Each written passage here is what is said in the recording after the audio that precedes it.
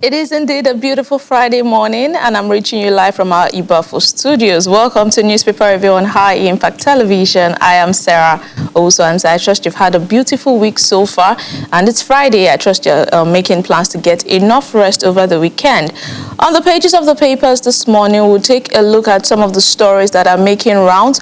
We have the report of Sunday Igboho, which we have a story here that says after 6 hours of hearing, a court in Benin Republic, however, remanded him and released his wife as the case was adjourned till today. We would get update of that story in the course of the day to see how that eventually plays up. Also, in health news, we have a report that says COVID-19 testing has now stopped in 13 states as Delta variant is currently hitting unvaccinated Nigerians. We have had the report of the COVID-19 Delta variant that has been spreading across the country now. It was first reported in Oyo State, and now there's a report from the Nigeria Center for Disease Control how that particular variant of the COVID-19 is particularly hitting hard on unvaccinated Nigerians. And this is a call to Nigerians and any other place you're watching us from to ensure you get vaccinated against the deadly coronavirus. Also, we have a report here that has to do with Ogun State and Lagos State having her local government elections tomorrow, and which is Saturday, the 24th of July 2021. And in view of this, the Lagos State government has ordered a restriction on movement from 8 a.m. to 3 p.m. in the state. We believe that it will be a free, fair and peaceful election, as they've advocated and made calls for Lagosians as well as people in Ogun State to participate and take part in these local government elections to ensure they get the right, they exercise their voting rights and their franchise. All of this are some of the conversations we'll look into, and then we'll have our guests join us later in the course of the review to analyze some of these stories. We have the PIB, that's the Petroleum Industry Bill, is also making the front pages of the papers this morning. But before we continue, we have Timi Olagunju back on the line this morning. Thank you for joining us once again, Timi Olagunju. Thank you for having me. Can you hear me now? Yes, I can hear you. I can hear you.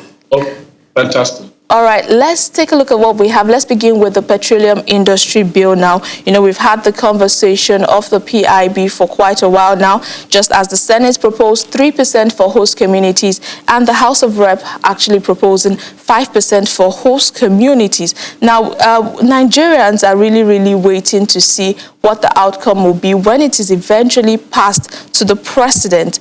Now, let's begin. Let me ask you first, the Petroleum Industry Bill generally, do you think it is a good start, irrespective of the controversy and the debate surrounding it right now? Well, it's good that we're having conversations about the petroleum industry bill, because it is high time to have conversation about that bill, right? Right. But the core challenge is as to certain sections of, right? So, Right. For example, the section you mentioned about derivatives.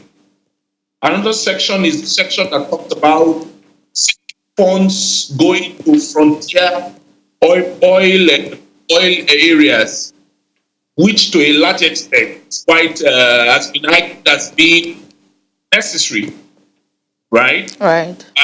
Because for many people, the frontier areas refer to certain parts of the north, right? Yeah. So the key question is, should we be using the revenue from oil to reinvest in creating other equipment or infrastructure around the basin? The answer is no. Let's leave everything that has to do oil exploration, refining in the hands of private individuals or companies, and let government invest the money from oil in other areas as technological development and development of skills for the 21st century, not just reinvesting back into creating infrastructure for the oil industry. Okay, don't you think that if the federal government really uses this money for oil, besides diverting it for other technological, because I know that different budgets have been created for different sectors, don't you think if it is actually maintained for the oil sector, it will generate more funds for us as a country?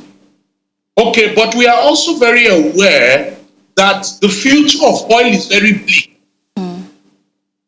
And so why put in resources and reinvest in something that in the future you might have?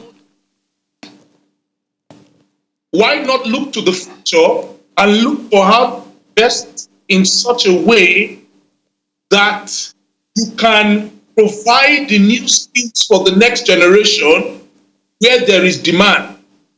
I mean, 3D, blockchain, artificial intelligence, technology skills. That is the way to go. Okay, now, one of the key points that this petroleum industry bill is centered on is making the Nigerian National Petroleum Corporation as NNPC, moving it from being a regulatory body to a limited liability company. How feasible do you see this, and what would be the consequence of this? Well, fantastic. It's important, really. I agree that there's a need to privatize the NNPC at this point in time. But the key question, moving it to a limited liability company is not enough. You can move to a limited liability company and have government be the major shareholder. That is not proper privatization.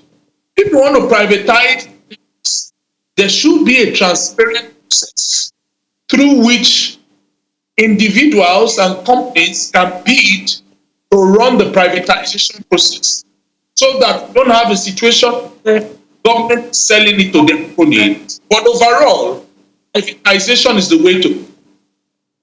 Okay, so earlier on, you talked about different sectors of the PIB.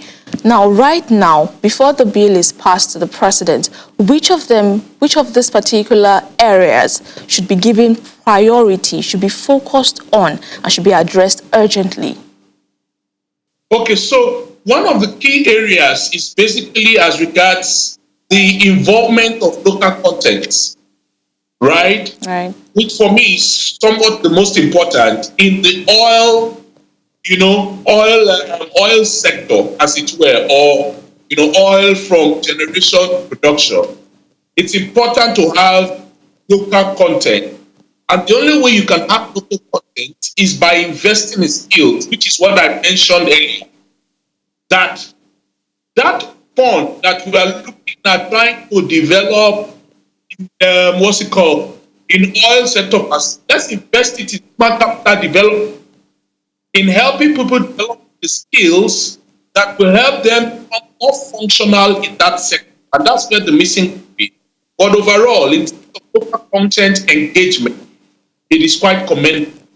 Okay, before I let you go, I would have loved to continue, but for time constraint. Now, you're aware that the Senate is proposing 3% for host communities, while the House of Representatives is proposing 5%. Which of these do you think would eventually be assented to by the president, in your opinion, despite the whole debate and controversy surrounding it? I think, to a large extent, that there might be a middle ground. When you add 3 plus 5 equals 8. Divided by Right? So we might have an answer towards having a 4. I don't think 3 will be a possibility. We might end up having a 4 and having a 5. But let me tell you something. The truth about it is all those are just beating around the bush. What we need is a restructured country where there is proper fiscal federalism. The states make the money and pay the federal government. So some kind of arrangement, not the reverse, because that will not move Nigeria forward. Right. I like the way you did that calculation. It's in between 8 plus 2 divided, 3 plus 5 divided by 8. Thank you so much, Anything from there. Thank you so much, Timi Olagunju, for joining us on The Review this morning and for sharing your thoughts with us. Thank you for having me. You do have a fantastic day. And you too. All right. Very last paper we'll be taking a look at this morning is the Washington Post. Joe Biden will launch into campaigning to back McAuliffe in Virginia. Trump's PAC has not put its millions into push for ballot reviews, he touts. Mississippi asks Supreme Court to overturn Roe v. Wade in upcoming case. Japan Olympics kicks off amid a cascade of December. And lastly, dozens of newsies have shown up on U.S. construction site. The culprits rarely face consequences. You can get updates of the stories on the Washington Post. With that, we've come to a wrap a newspaper review this morning. Thank you so much for joining us. Major thanks to our guest, Timi Olagunju, for joining us on the review. Remember, you can join us again at 3 p.m. and 9 p.m. to get updates of these stories and more. Right now, it is time to join Omobolade Oladepo and Adetiloye Oyeyipo for tea or coffee. Have a beautiful day.